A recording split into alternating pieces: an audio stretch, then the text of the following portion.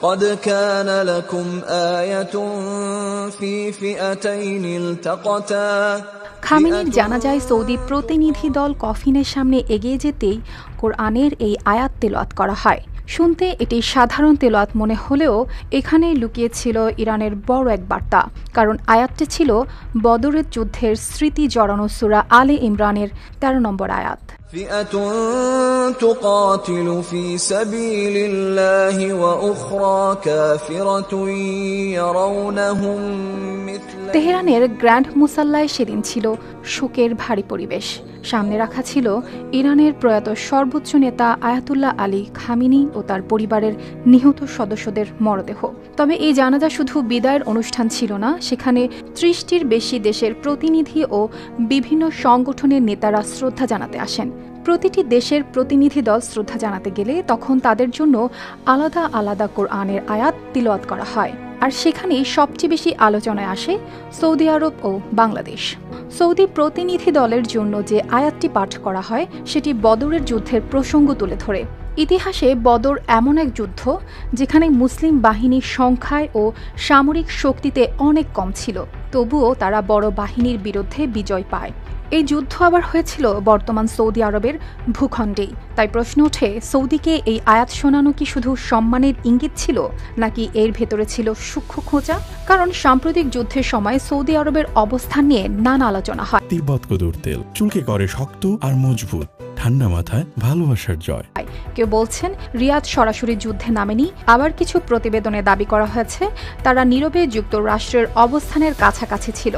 সেই প্রেক্ষাপটে বদরের আয়াত সৌদির সামনে পাঠ করা অনেকের কাছে কাকতালীয় মনে হয়নি, বরং এটি যেন ছিল ইরানের নীরব ভাষা, সংখ্যা বা শক্তি নয়, শেষ কথা বলে অবস্থান ও বিশ্বাস। অন্যদিকে বাংলাদেশের প্রতিনিধি দল যখন খামেনির কফিনে শ্রদ্ধা জানাতে এগিয়ে যায়, তখন বাংলাদেশের জন্য তেলাওয়াত করা হয় সূরা আল আহজাবের 23 নম্বর আয়াত।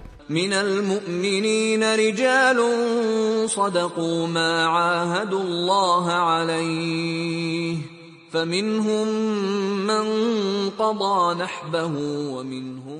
এই আয়াতে বলা হয়েছে, মুমিনদের মধ্যে কেউ কেউ আল্লাহর সঙ্গে করা অঙ্গীকার সত্যে পরিণত করেছে, কেউ নিজেদের শপথ পূর্ণ করেছে, আর কেউ এখনো অপেক্ষায় আছে, কিন্তু তারা অঙ্গীকারে কোনো পরিবর্তন আনেননি।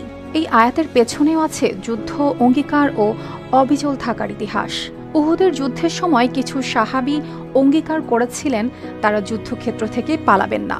শেষ পর্যন্ত কেউ কেউ শহীদ হয়ে সেই অঙ্গীকার পূরণ করেন। তাই বাংলাদেশের সামনে এই আয়াত পাঠ করাকে অনেকে দেখছেন সম্মান, বিশ্বাস ও অটল অবস্থানের প্রতীক হিসেবে। হামাস, হিজবুল্লাহ, হুতি, ফিলিস্তিনি ইসলামিক জিহাদ, ইরাকের হাশদ আল শাবি ও তালেবানের জন্য নির্বাচিত আয়াতগুলোর সুর ছিল একেবারে আলাদা। সেখানে ছিল শহীদ, অঙ্গীকার, ধৈর্য ও বিজয়ের ভাষা।